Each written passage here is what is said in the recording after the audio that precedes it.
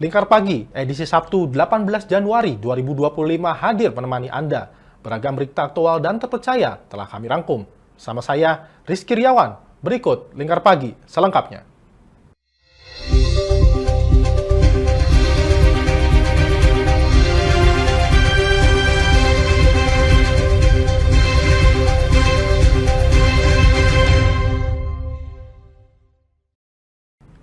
Pos pengamatan Gunung Api Ibu di Kabupaten Halmahera Barat, Maluku Utara, Kamis sekitar pukul 3 sore waktu Indonesia Timur, melaporkan erupsi yang kembali terjadi. Abu vulkanik menyembur setinggi 1.500 meter dari atas puncak Gunung Ibu yang kini berstatus level 4 atau awas.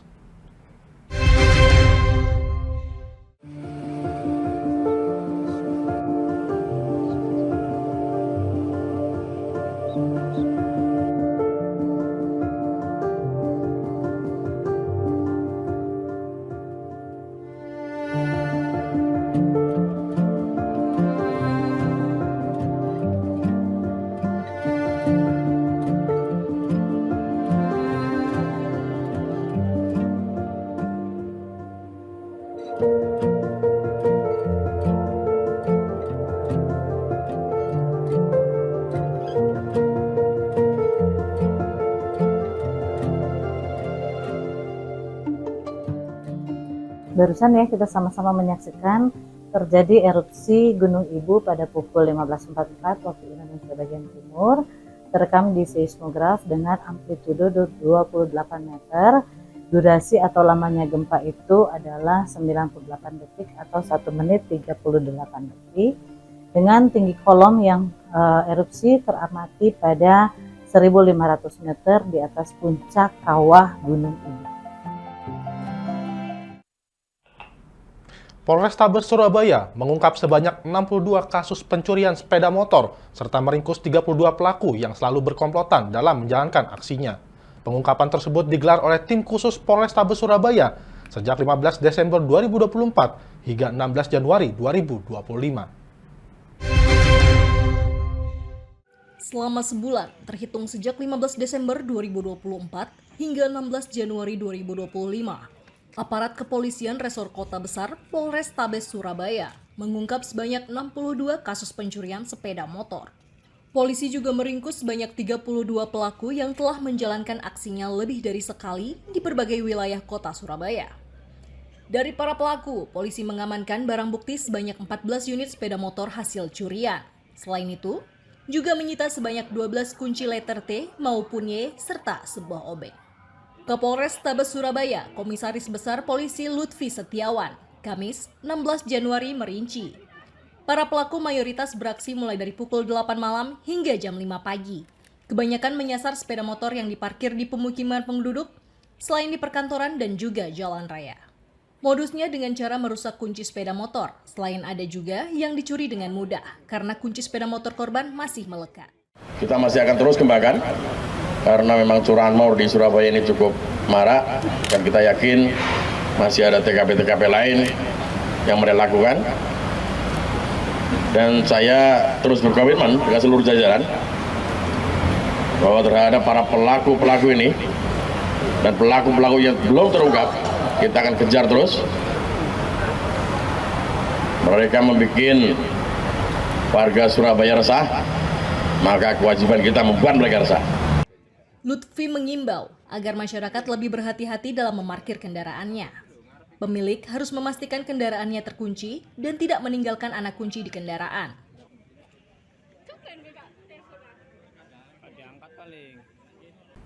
Baik pemirsa, beralih ke berita berikutnya. Polres Jember mengamankan pasangan suami istri berinisial RH dan IS dalam kasus pemalsuan dokumen administrasi kependudukan atau Adminduk berupa kartu tanda penduduk atau KTP dan kartu keluarga, serta sejumlah dokumen lainnya.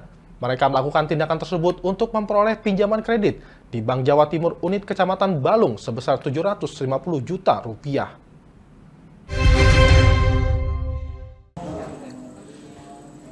Polres Jember berhasil mengungkap kasus pemalsuan dokumen untuk pencairan kredit bank yang melibatkan pasangan suami istri asal Kecamatan Sumbersari, Jember, Jawa Timur. Saat rilis pers yang digelar Kamis siang, Kapolres Jember AKBP Bayu Pratama Gabunagi menjelaskan, Pasutri berinisial RH dan IS ditangkap atas dugaan pemalsuan dokumen berupa kartu tanda penduduk dan kartu keluarga untuk memperoleh pinjaman dari bank dan badan usaha lain. Dalam tindak kejahatannya, RH menggunakan nama samaran Ahmad Hidayat, sedangkan istrinya menggunakan nama samaran Suryani berdasarkan KTP palsu yang dibuatnya sendiri. Pasangan ini mengajukan kredit senilai 750 juta rupiah di Bank Jatim Cabang Balung Jember menggunakan dokumen palsu yang dicetak sendiri menggunakan printer dan komputer yang kini telah disita sebagai barang bukti. Ada informasi yang bersangkutan juga mengajukan kredit kepada Bank BRI dan itu juga sudah cair ya, sebesar 500 juta, tetapi Bank BRI belum melaporkan. Nanti kita akan lihat perkembangannya, mungkin pihak Bank BRI juga akan berkoordinasi dengan kita setelah ada eksposisi. Selain menyebabkan kerugian pada Bank Jatim senilai 750 juta rupiah, pelaku juga terindikasi memalsukan 2 sertifikat tanah yang digunakan sebagai agunan kredit di salah satu koperasi dan kepada pihak perorangan serta bank lain. Polisi menjerat Pasutri ini dengan pasal 263 Kitab Undang-Undang Hukum Pidana dengan ancaman hukuman 4 hingga 8 tahun penjara. Pengadilan Negeri Bandung melakukan eksekusi 21 unit rumah di Jalan Batu Api Lengkong, Kota Bandung. Rumah tersebut berdiri di lahan 2,6 hektar milik PT Kereta Api Indonesia. Pengadilan Negeri Bandung melakukan eksekusi 21 rumah dengan total luas bangunan 2.149 meter persegi dan luas lahan 3.535 meter persegi di Jalan Batu Api Lengkong, Kota Bandung, Kamis 16 Januari. Eksekusi ini dilakukan karena rumah-rumah tersebut berdiri di lahan milik PT Kereta Api Indonesia seluas 2,6 hektar tanpa ada perjanjian kerjasama. Proses sengketa yang berlangsung sejak tahun 2021 berakhir dengan lancar tanpa ada perlawanan dari warga. Perwakilan dari warga, Santi, mengaku tidak akan melawan, namun ia meminta waktu untuk mengosongkan rumahnya. Bapak tahu sendiri, kita udah mau pergi. Begitu ada tadi, kasih 10 menit kita pergi Pak. Bapak boleh lihat ke rumah saya udah beres-beres. Bapak tahu, saya adalah dagang beras Pak, yang untungnya cuma 5.000 perak dari 5 kilo. Saya baru turun barang Pak. Bagaimana kalau ini dibawa semua, gimana saya membayarnya? Sementara menurut manajer Humas PT KAI Daop 2 Bandung, Ayep Hanapi, eksekusi dilakukan karena warga tidak mau menjalin kerjasama. Sebagian ada yang rumah sudah berdiri, sebagian membangun. Kami lakukan sebelumnya dengan masyarakat persuasif, tolong dong ikatan kerjasama kontak dengan KAI, tapi mereka bersikukuh menolak. Akhirnya melalui proses jalur hukum dan hari ini Pengadilan Negeri Bandung memutuskan ya, bahwa itu aset milik PT Kereta Api. Sementara itu PT KAI Daop 2 Bandung mengerahkan puluhan petugas angkut untuk mengevakuasi barang-barang penghuni rumah dan mengantarkan ke rumah yang direkomendasikan penghuni. Usai rampung mengevakuasi, petugas pun menyegel rumah yang dieksekusi. Rencananya 21 bangunan ini akan disewakan atau dikerjasamakan dengan pihak yang ingin berkolaborasi. Baik pemirsa, kami akan kembali usai jeda berikut ini. Tetaplah bersama kami.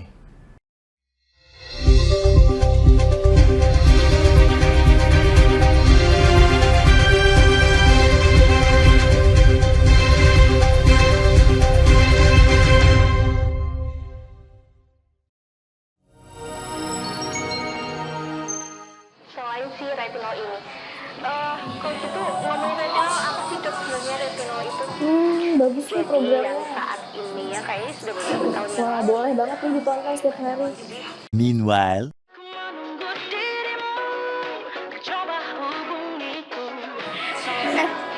Kamu lagi nonton apa sih dari tadi kok apem-apem mulu? Ini loh lagi nonton program Cantik Sehat di Lingkar TV. Bagus banget nih programnya. Oh, ada ya program kayak gitu? Ada loh di programnya di Lingkar TV. Kau udah tahu kan Lingkar TV? Belum. Kan belum tahu Lingkar TV. Lingkar TV itu TV digital streaming online yang sudah mengantongi izin PSE dari Kominfo dan bisa diakses di HP kalian mestinya. Oh iya? Iya, bagus loh. Coba di-download sekarang. Bentar deh, aku tak coba download dulu. Iya. Selain program Cantik Sehat, kalian juga bisa menonton program lainnya di Lingkar TV dan bisa ditonton kapanpun dan dimanapun kalian berada loh. Gimana, udah bisa? Udah nih, punyaku udah bisa. Punyaku juga udah nih. Wah ya, bagus dong kalau udah download semuanya. Tunggu apa lagi? Sekarang giliran kamu download aplikasi Lingkar TV di Play Store.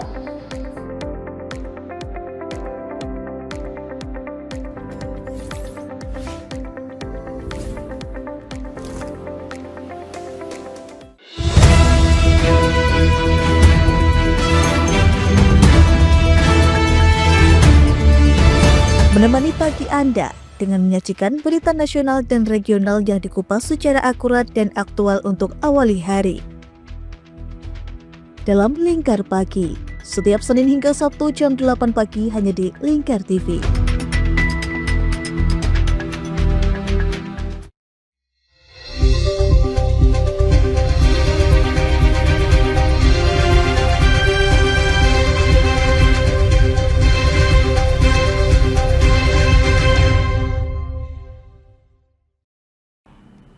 Polresta Ambon sejak Kamis 16 Januari 2025 mendirikan posko pengamanan untuk mencegah bentrokan antar warga di kawasan Tugu Trikora pasca peristiwa bentrokan beberapa hari yang lalu.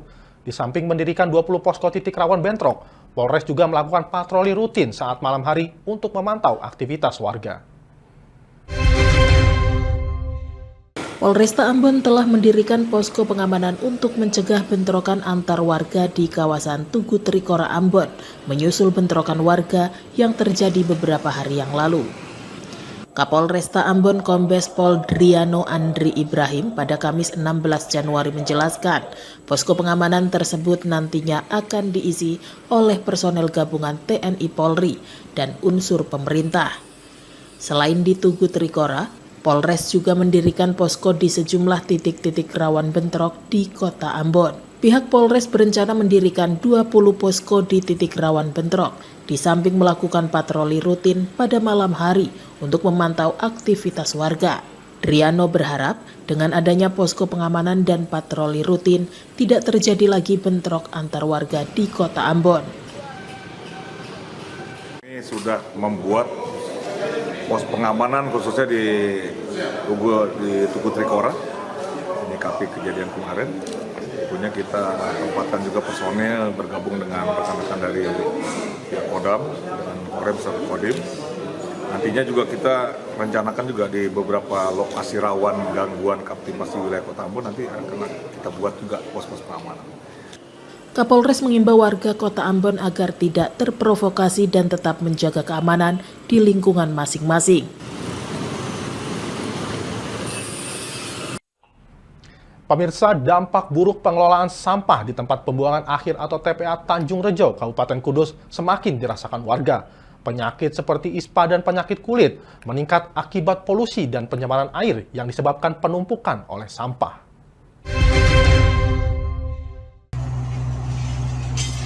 Akibat aktivitas yang ditimbulkan di TPA Tanjung Rejo, Kecamatan Jekolo, Kabupaten Kudus, ratusan warga setempat kini harus berjuang melawan sejumlah penyakit. Limbah dari TPA diduga mencemari sumber air warga, hingga menyebabkan peningkatan kasus penyakit seperti ispa dan penyakit kulit. Sekarang nih, setiap jegur kali langsung merah-merah kaki. Setiap mandi tidak ada yang mandi, tidak ada yang bisa ngambil ikan. Waktu dulu itu ikannya banyak sekali. Tuntutannya apa ini Pak? Memang ditutup biar dipindah. Masalahnya sini sudah terlalu lama, sudah menggunung, tingginya sudah 15 meter. Sudah memang. Banyak anak yang sakit ya Pak katanya ya? Apa? Banyak anak yang sakit juga ya? Ya, kena ispa gitu kalau yang RW 9 sini, yang dekat sini. Tapi kalau saya kan sebelah sana, itu efeknya kan sungai. Yang saya. Menurut data warga, kasus ispa di Desa Tanjung Rejo meningkat signifikan dalam beberapa tahun terakhir. Limbah sampah juga mengalir melalui sungai yang melintasi beberapa RW dan menimbulkan masalah kesehatan yang serius. Yang dirasa banyak sekali, banyak sekali. ISPA itu sangat banyak sekali. Bahkan jenengan kalau bisa ngecek di puskesmas ini tuh masyarakatnya seperti apa itu banyak sekali yang periksa. Sumber air, Pak. Sumber air, dekat itu. kemudian sungainya itu banyak lindi yang sampai mengalir ke sungai-sungai warga itu banyak sekali. Dan itu melewati beberapa RT maupun RW sampai di RW 1 sana. Kondisi paling parah berapa tahun terakhir, Mas? Kondisi paling parah ya bertahunan, mungkin 3 tahun sampai 5 tahun terakhir itu, Mas. Warga mendesak pemerintah kabupaten setempat agar segera menutup dan memindahkan TPA Tanjung Rejo. Tanpa solusi konkret, mereka mengancam akan terus menyegel TPA dan mencegah akses truk pengangkut sampah. Dari Kudus, Fatur Rahman, Lingkar TV, melaporkan. Permasalahan dugaan penyalahgunaan dana desa di Desa Dengkek, Kecamatan Pati, Kabupaten Pati terus bergulir. Audiensi antara warga dan Komisi A DPRD Pati turut digelar dengan menghadirkan dinas terkait.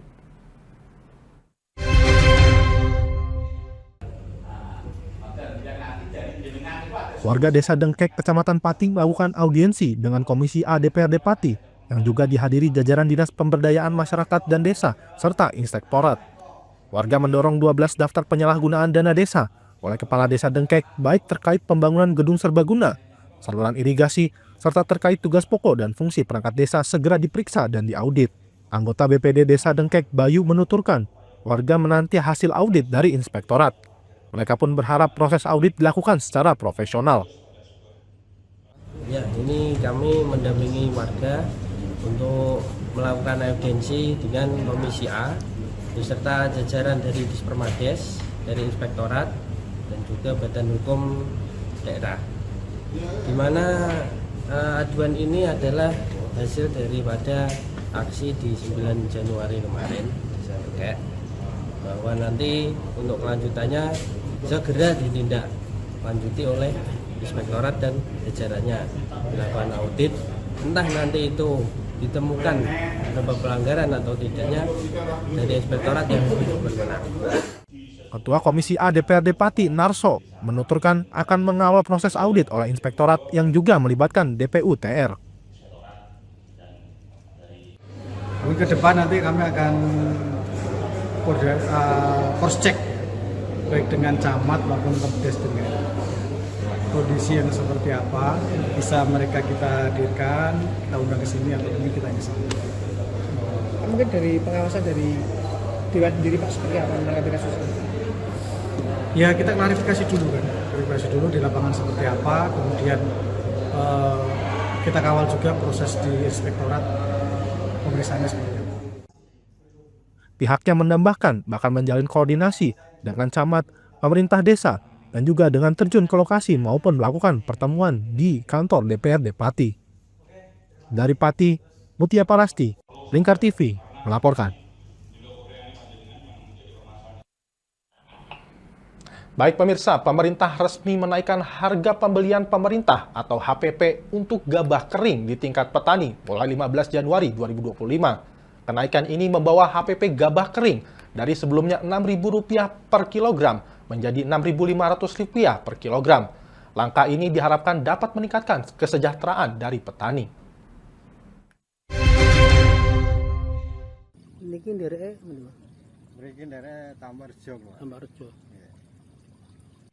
Di Kabupaten Kendal, musim tanam padi saat ini rata-rata berusia 2 bulan.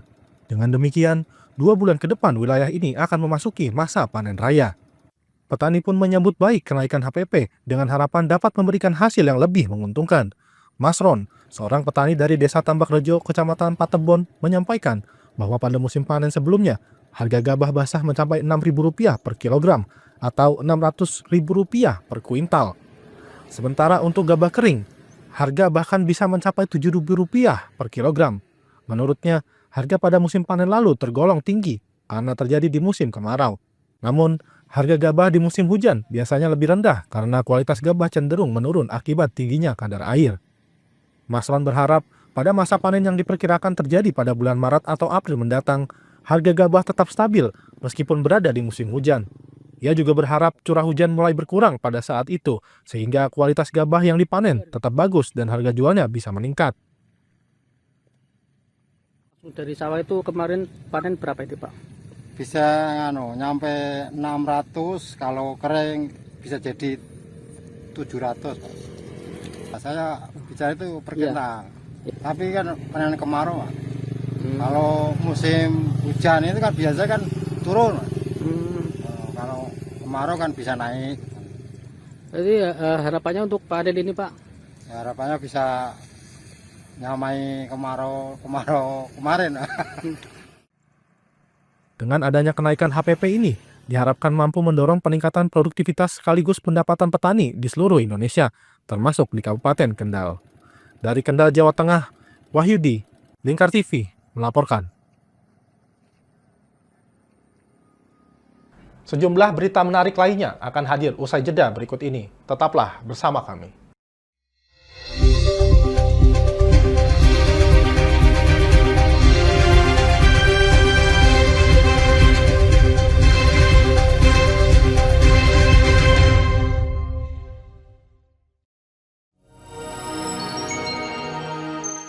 Selain si retinol ini, kalau gitu ngomongin retinol, apa sih dok sebenarnya retinol itu? Bagus nih programnya. Yang saat ini ya kayaknya sudah beberapa tahun yang Wah, lalu. boleh banget nih ditonton setiap hari. Meanwhile,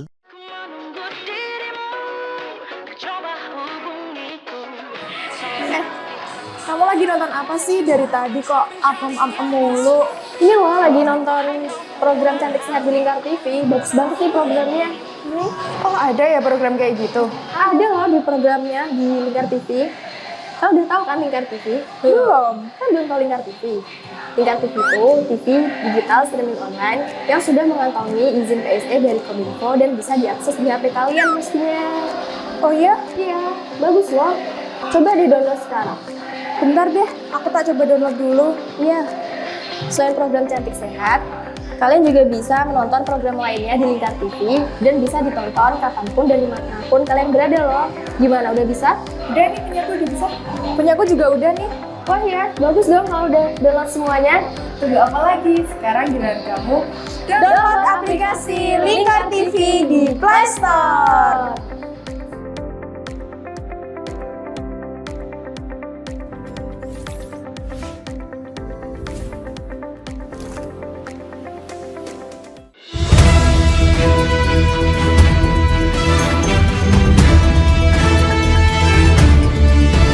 Menemani pagi Anda dengan menyajikan berita nasional dan regional yang dikupas secara akurat dan aktual untuk awali hari.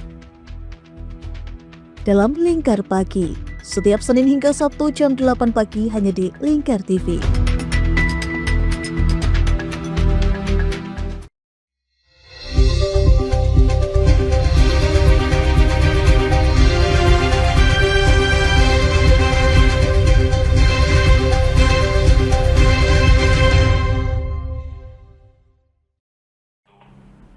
Penyakit mulut dan kuku atau PMK di Kabupaten Semarang masih terus menjadi momok bagi sejumlah peternak sapi. Kondisi ini membawa dampak bagi para peternak, khususnya pada penjualan sapi yang terus menurun.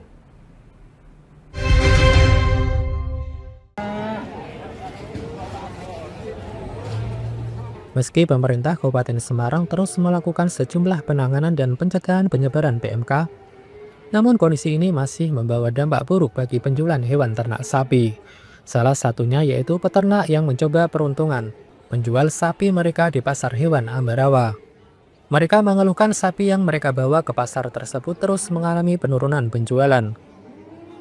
Selain jumlah pembelian hewan ternak yang menurun, sejumlah peternak juga mengalami kerugian. Di antaranya turunnya harga pasaran sapi. Berapa? 2 ekor. 2 ekor. Sapi apa Pak? Mental semua.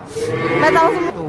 Berapa tadi? Laku 27.500. 27.500. Biasanya kalau nggak PMK berapa Pak? Ya sekitar 29. Oh, lah ini yang dibawa? Yang ini cuma ditawar 20 kurang. Ya Pak, masih rugi. Oh, harusnya berapa Pak? Ya paling enggak ya 22. 22. Ya, ini udah clear. Sudah clear sehat. Pak, Ya soal pembelian itu Mbak, para pedagang nggak datang tuh Mbak, karena kan banyak sapi-sapi yang kena PMK. Terus para jagal-jagal itu di-store sama petani-petani langsung. Jadi jagal itu nggak datang ke pasar. Tanda-tanda kena nggak boleh masuk pasar. Terus di luar bawa pulang jualnya karena jaganya nggak ada datang. Mungkin kemungkinan kalau sekarang sudah di story dari kampung-kampung yang kena suruh motong. Jadi kalau warga ya turun sekarang. Kalau yang super kan 54, 55 sekarang meningkat 8 per kilo. Sekarang sudah 9 ya. Biasanya kan ramai. Kalau kita itu puasa sama yang puasa aja gimana mau ini nggak bisa. Apa adanya lah. Kalau memang rezekinya sedikit ya udah kasih aja. Sekarang nggak bisa buat kerja itu nggak bisa lah. Yang pasien kan yang jual-jual yang 2.000 itu nggak ada laku, nggak dapat persentase. Kepala UPTD Puskeswan Pasar Hewan dan RPH Pasar Hewan Ambarawa, Dispertan Nikab Kabupaten Semarang, Muhammad Hidayat membenarkan dampak naiknya angka aktif PMK membuat penurunan jumlah sapi yang masuk ke Pasar Hewan Ambarawa. Pihaknya menyampaikan, jika penurunan juga terjadi pada jumlah pembelian sapi di pasar yang kerap disebut dengan istilah pasar pon tersebut.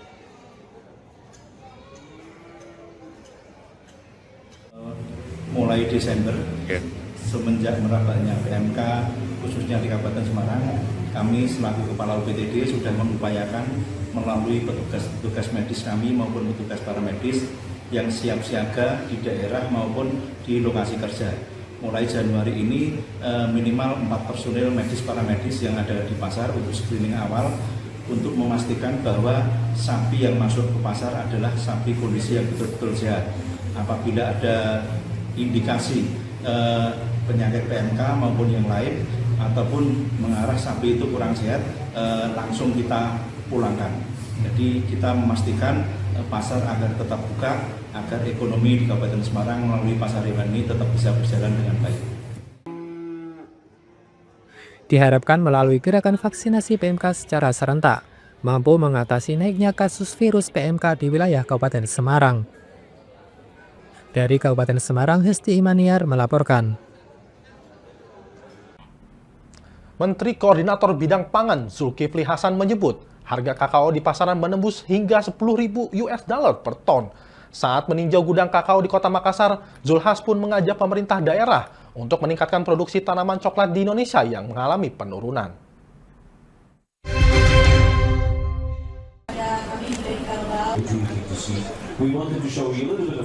Menteri Koordinator Bidang Pangan Zulkifli Hasan menyebut harga kakao sedang bagus di pasaran global. Menurutnya, saat ini harga kakao menembus 10.000 dolar Amerika Serikat atau sekitar 160 juta rupiah per tonnya. Saat meninjau gudang kakao di Kota Makassar, Kamis 16 Januari, Zulhas mengatakan, Indonesia memiliki potensi besar sebagai produsen coklat di dunia. Mengingat kondisi tanah dan iklim yang mendukung. Oleh karena itu, pihaknya mengajak pemerintah daerah untuk meningkatkan produksi coklat di Indonesia yang mengalami penurunan. Memang ada beberapa hal yang perlu kita lakukan. Pertama, bibitnya.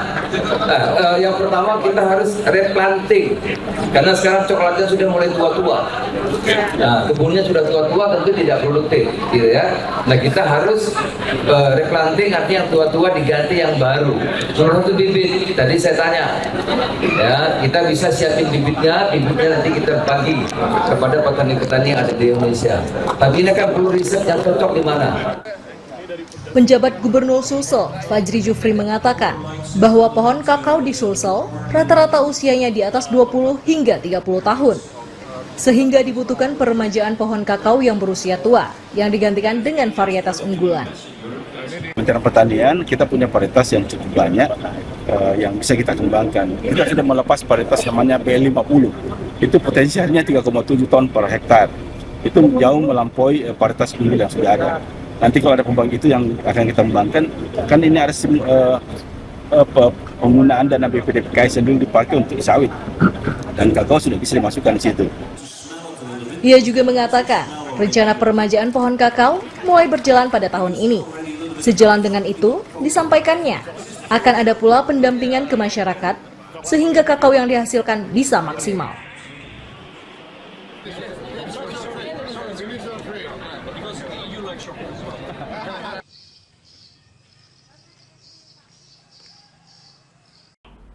Baik pemirsa, Panglima Komando Operasi Udara 2, Marsikal Muda TNI Denny Hasolwan Simanjuntak menyebut bahwa Pangkalan Udara Lanut Sultan Hasanuddin berperan aktif menjaga stabilitas wilayah udara, termasuk sebagai penyangga keamanan udara Ibu Kota Nusantara atau IKN. Menjaga stabilitas udara melalui patroli rutin, pengawasan radar dan respon cepat terhadap ancaman merupakan amanah yang diemban Lanut Sultan Hasanuddin, termasuk menjadi penyangga keamanan wilayah udara Ibu Kota Nusantara IKN untuk memastikan wilayah udara di sekitar IKN aman dari potensi gangguan atau pelanggaran. Hal itu dikemukakan Panglima Komando Operasi Udara 2 Pangko Opsau 2 Marsikal Muda Denny Hasolwan Simanjuntak di sela Sertijab dan Lanut Sultan Hasanuddin dari Marsma TNI Bonang Bayu Aji Gautama kepada Marsma TNI Arifaini Nur Dwianto di Mandai Kabupaten Maros, Sulawesi Selatan Kamis 16 Januari. Armada baru di Lanut Sultan Hasanuddin seperti sekarang kita sudah cukup banyak ya, ada Sukhoi, ada Boeing. Kita untuk menjaga ini sudah dapat dilaksanakan dengan baik lah. Kita bahkan bisa ikut menjaga IKN dari sini. Dalam mendukung pengamanan udara dan menjaga kedaulatan udara, Armada Lanut Sultan Hasanuddin hingga saat ini juga sudah memiliki pesawat pendukung, di antaranya pesawat tempur Sukhoi dan pesawat Boeing. Setelah mengalami kekalahan di kandang Persipur Purwodadi beberapa waktu lalu, PSIS Rembang tetap meneguhkan langkah optimisme untuk lolos ke putaran selanjutnya. Saat ini, tim yang bermarkas di Kabupaten Rembang tersebut berada di peringkat 5 dengan perolehan 3 poin.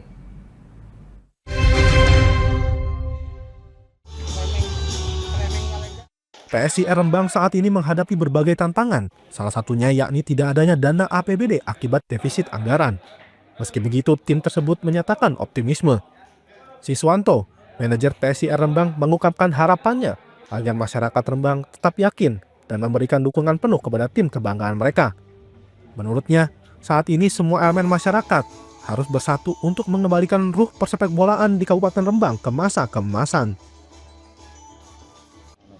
Dan karena masyarakat Rembang juga kami sangat terima kasih atas semua dukungannya, dan saya juga mohon doa restunya, karena tanpa doa restu dan dukungan masyarakat Rembang dan semua elemen Rembang, insya Allah PSIS akan menjadi mudah untuk ke jenjang level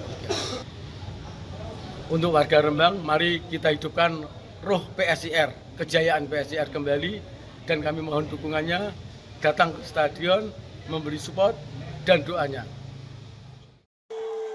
Sementara itu, Ketua PSIS Rembang, Hanis Kholir Bakro, juga menegaskan komitmennya terhadap tim. Dirinya menyatakan siap untuk mundur jika PSIS tidak berhasil lolos dari grup pada putaran Liga 4 2025. Jika melihat sejarah, PSIS Rembang bukanlah tim sembarangan. Tim ini pernah berjaya dan mencatatkan namanya di divisi utama Liga Indonesia.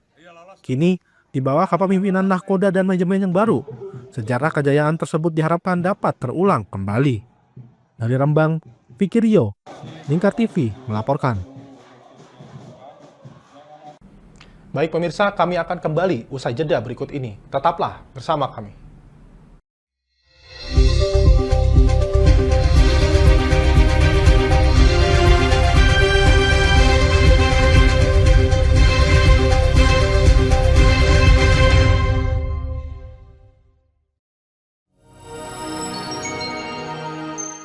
Selain si retinol ini, coach itu ngomongin retinol apa sih dok sebenarnya retinol itu?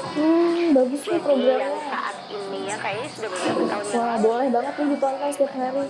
Meanwhile,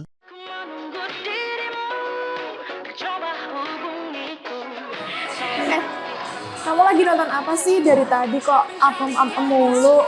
Ini loh lagi nonton program Cantik Sehat di Lingkar TV. Bagus banget nih programnya. Oh ada ya program kayak gitu? Ada loh di programnya di Lingkar TV. Kau udah tahu kan Lingkar TV? Belum. Kan belum tahu Lingkar TV. Lingkar TV itu TV digital streaming online yang sudah mengantongi izin PSE dari Kominfo dan bisa diakses di HP kalian mestinya. Oh iya? Iya, bagus loh. Coba di download sekarang. Bentar deh, aku tak coba download dulu. Iya. Selain program Cantik Sehat, kalian juga bisa menonton program lainnya di Lingkar TV dan bisa ditonton kapanpun dan dimanapun kalian berada loh. Gimana, udah bisa? Udah nih, punyaku udah bisa. Punyaku juga udah nih. Oh iya, bagus dong kalau udah download semuanya. Tunggu apa lagi? Sekarang giliran kamu download aplikasi Lingkar TV di Play Store.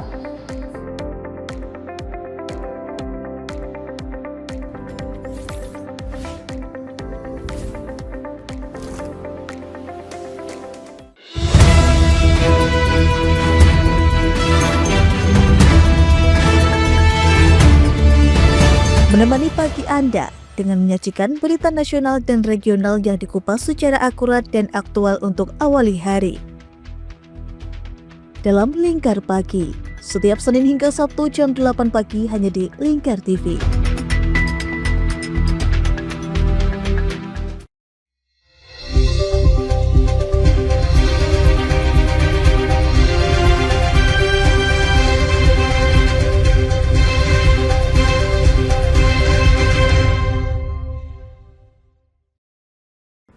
Proses kegiatan donor darah terkesan cukup sederhana, namun setelahnya darah akan melewati banyak tahapan pemrosesan hingga dipastikan aman untuk ditransfusikan bagi pasien yang membutuhkan.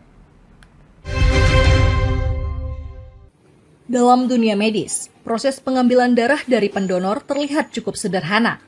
Namun demikian, darah yang terkumpul nantinya harus melewati serangkaian proses yang cukup panjang, serta penuh ketelitian sebelum akhirnya darah tersebut aman untuk ditransfusikan kepada penerima donor yang membutuhkan.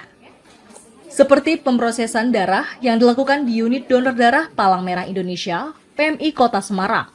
Di tempat ini, darah yang terkumpul dari para pendonor terlebih dahulu diperiksa. Kepala Bagian Pelayanan Donor Darah, Unit Donor Darah PMI Kota Semarang, Restri Maulida, pada Kamis 16 Januari mengatakan, pemeriksaan darah tersebut meliputi pemisahan berdasarkan golongan darah, uji saring darah untuk mendeteksi apabila terdapat virus, bakteri, ataupun potensi infeksi lainnya, hingga pemisahan berdasarkan komponen seperti sel darah merah, trombosit, ataupun plasma.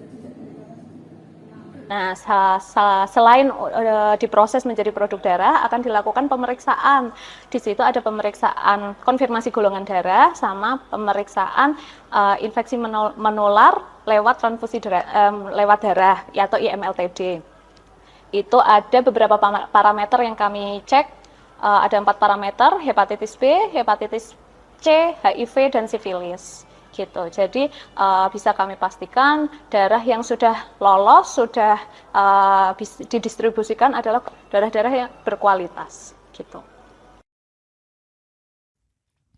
Menurutnya, dalam sehari unit donor darah PMI Kota Semarang dapat melayani pendonor berkisar 150 hingga 200 orang. Sedangkan permintaan darah di kota tersebut dapat mencapai rata-rata 200 kantong dalam sehari. Adapun dalam memastikan ketersediaan darah tetap aman, PMI Kota Semarang juga berupaya membuka layanan donor darah di kantor unit donor darah, di instansi pemerintahan dan swasta, hingga memaksimalkan mobil unit donor darah.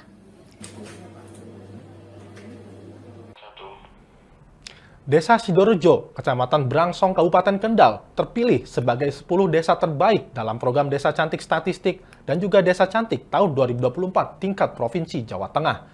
Penghargaan tersebut diserahkan oleh PJ Sekda Kendal, Ade Sandi Prarwoto.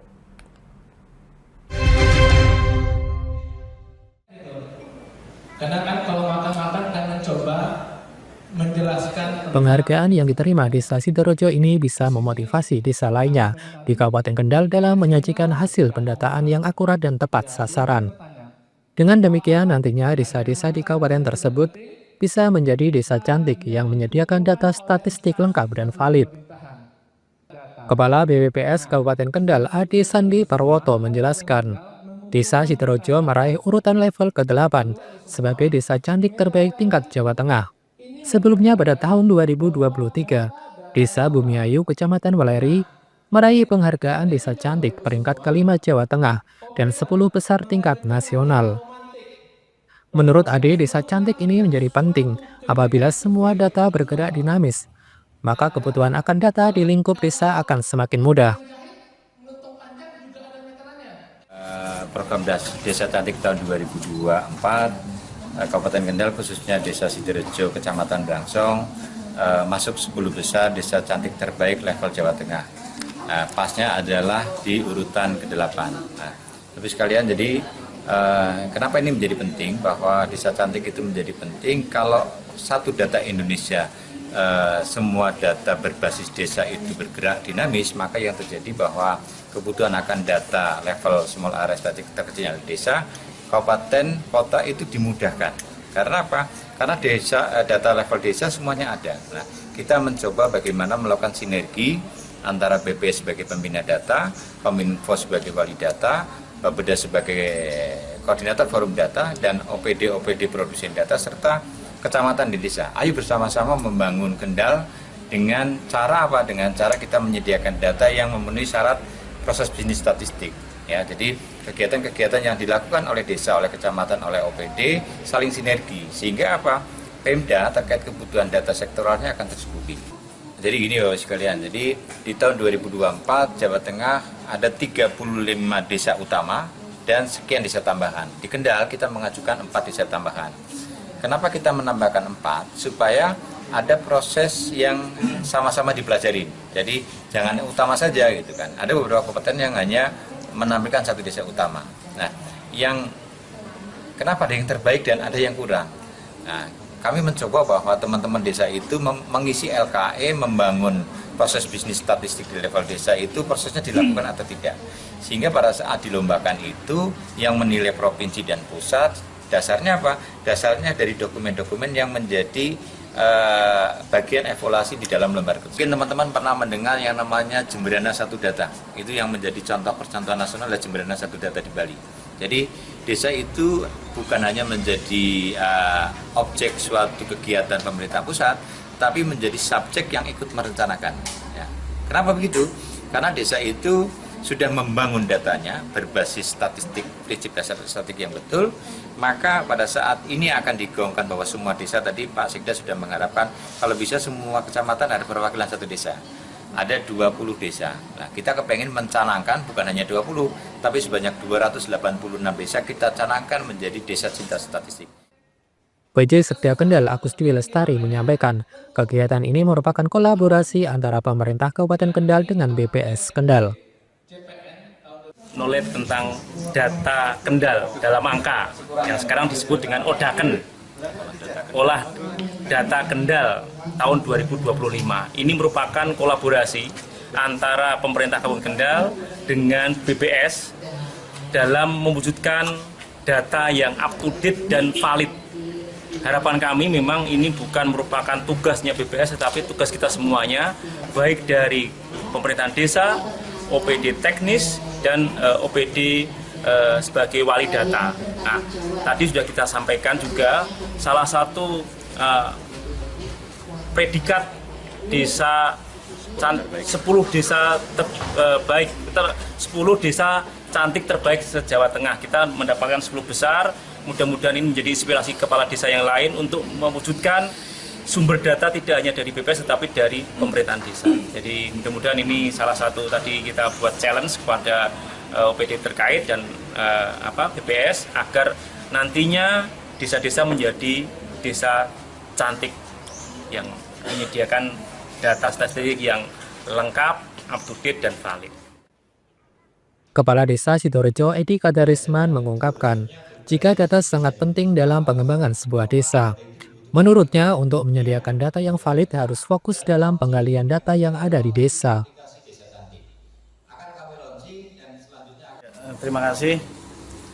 Perkenalkan, nama saya Edi Kadarisman, Kepala Desa Sidorejo, yang saat ini mewakili Lomba Desa Cantik Jawa Tengah dan alhamdulillah mendapatkan 10 besar desa cantik se-Jawa Tengah. Adapun sebenarnya tidak ada trik khusus ya. Yang penting kita tekun, teliti, dan fokus dalam penggalian data yang ada di desa. Karena data itu sangat penting dalam pengembangan sebuah desa. Karena desa dalam membuat kegiatan biar tidak salah sasaran. Kita mulai dari desa membangun data biar apa yang menjadi kegiatan yang ada di desa itu tepat sasaran dan sesuai dengan skala prioritas yang ada. Berarti data itu bisa diakses seluruh masyarakat desa Sidoarjo atau bagaimana? Bisa, karena di desa Sidoarjo itu sudah ada beberapa medsos, termasuk blognya juga ada, FB-nya juga ada, WA dan lain sebagainya. Jadi sekarang bisa diakses bahkan di luar Kabupaten Kendal. Bisa membuka data yang ada di desa Sidoarjo. Dari Kendal, Jawa Tengah, Wahyudi Lingkar TV melaporkan.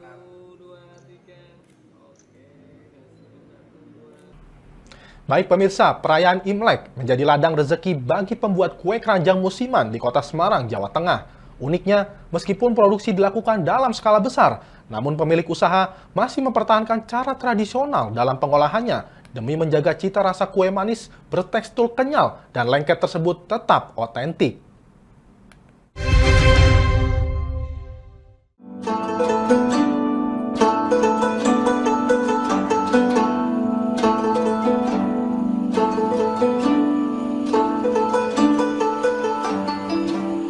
Kue keranjang menjadi salah satu kudapan yang dihidangkan di altar doa saat puja bakti di kelenteng ataupun di keluarga etnis Tionghoa saat perayaan Imlek atau Tahun Baru Cina. Tingginya kebutuhan kue berbentuk bulat berbahan dasar tepung beras yang manis ini membuat salah seorang pembuat kue keranjang yakni Stefanus Yulianto kebanjiran pesanan. Saat ditemui di Ngemplak Simongan, Kota Semarang, Kamis 16 Januari, Stefanus mengaku sudah menerima pesanan sejak 1 bulan sebelum Imlek. Dalam produksinya, Stefanus tetap menggunakan teknik tradisional demi mempertahankan rasa dan kualitas. Kunci utama yang memegang peranan ialah penggunaan kayu bakar dalam proses pemasakannya. Menurut pria yang sudah memulai usaha kue keranjang sejak 2008 ini, pembakaran kayu memberikan aroma khas dalam produksinya. Dalam sehari, tempat ini mampu menghasilkan sekitar 500 kg kue keranjang. Ada 4 varian rasa yang disediakan, yakni vanila, coklat, framboz, dan original, dengan harga mulai Rp200.000 untuk per 10 kg dan Rp420.000 untuk per 15 kilogramnya. Awal mula pakai gas, tapi soal rasa kok agak kurang gitu. Saya coba-coba ide pakai kayu, ternyata lebih enak gitu. Aromanya juga terjaga.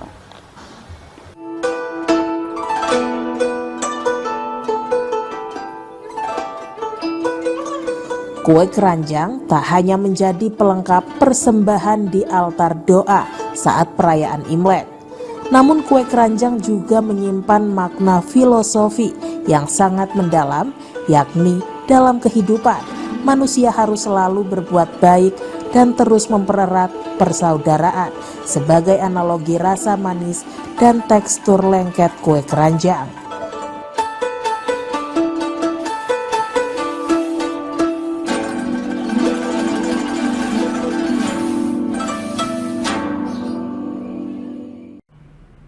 Kelenteng Chu An Kiong yang berada di Desa Soditan, Kecamatan Lasem, kembali bersiap menyambut perayaan Imlek tahun 2025. Kelenteng Chu An Kiong yang juga merupakan kelenteng tertua di kawasan Jawa tersebut mulai melakukan persiapan sejak Jumat pagi dengan kegiatan bersih-bersih ornamen.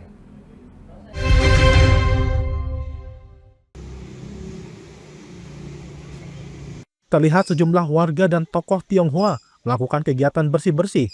Kegiatan tersebut dikenal dengan istilah ayak abu, yaitu sebuah tradisi yang dilaksanakan masyarakat Tionghoa sebagai simbol pembersihan dan persiapan spiritual sebelum tahun baru. Pengurus kelenteng juga terlihat sibuk saat membersihkan ornamen-ornamen yang telah lama menghiasi kelenteng, mulai dari lampion merah yang berkilau hingga patung-patung dewa yang penuh warna. Tempat abu juga dibersihkan dengan penuh kehati-hatian. Boen Hau, seorang tokoh Tionghoa Lasem yang juga dikenal sebagai Triwibowo, mengungkapkan bahwa agenda kali ini yakni bersih-bersih kelenteng. Kegiatan tersebut merupakan bentuk penghormatan dan persiapan diri menyambut Imlek. Ini ya istilahnya setelah tutup tahun di tanggal Imlek itu tanggal 16 bulan 12 Imlek itu tutup tahun.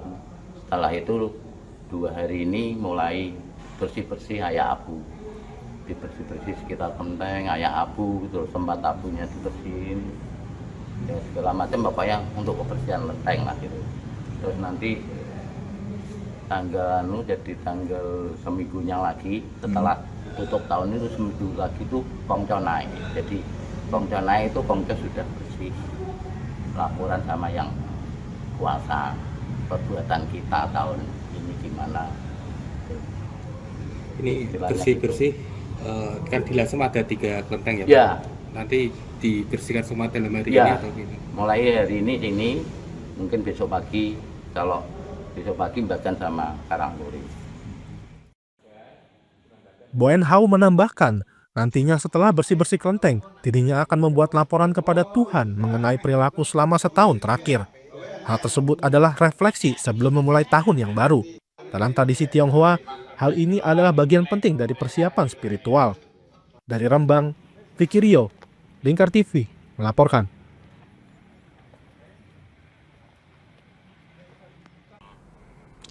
Israel dan Hamas mencapai kesepakatan gencatan senjata untuk pertukaran tahanan di Gaza pada hari Rabu lalu.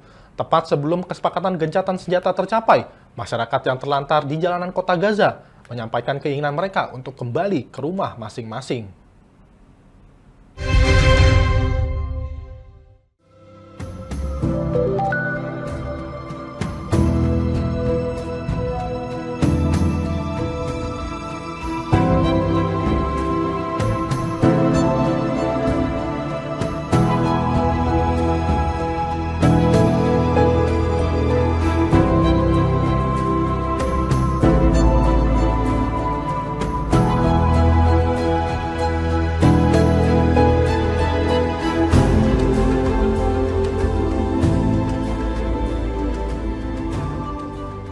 بلد الهدنه اول شيء هروح مشي على غزه مشي اوصل بيتي ابوس مرات بيتي بلاطه حبوس. انا عندي غرفه، عندي سريري، عندي مطبخي، عندي غرابه، بيتي شقتي، مش عايشين في خيمه هالقيت. هو فعليا نسينا الحياه الطبيعيه كيف كانت. مش عارف احكي، الواحد متحمس. بدي اروح على قبر صاحبي، بدي ابوس قبره واعيط عليه لاني صاحبي استشهد وما ودعتهوش ولا دفنته، بعيد عنه، بيننا 10 دقائق وما عرفش ادفن صاحبي، فاهم علي؟ وبدي اشوف باقي الحبايب، اولاد العم، بنات العم والاهل، واروح على شقتي اطمن ضايله ولا مش ضايله، ويا رب بنعود عوده قريبه جدا يا رب. Baik pemirsa, demikian Lingkar Pagi kali ini. Lingkar Siang akan hadir pukul 13.00 waktu Indonesia Barat. Saya Rizky Riawan bersama kerabat kerja yang bertugas pamit dari hadapan Anda. Selamat pagi dan selamat melanjutkan aktivitas Anda.